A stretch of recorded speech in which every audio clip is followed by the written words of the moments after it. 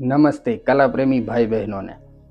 આપણે એક વોટર કલરથી એક મહાન વ્યક્તિનું પોર્ટ્રેટ બનાવી રહ્યા છે.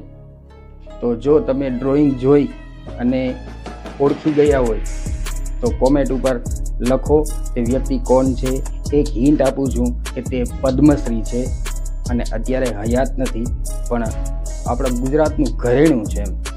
તો ચાલો ડ્રોઈંગ બતાવું અને તમે કોમેન્ટ કરીને જણાવો તે વ્યક્તિ કોણ છે. નમસ્તે.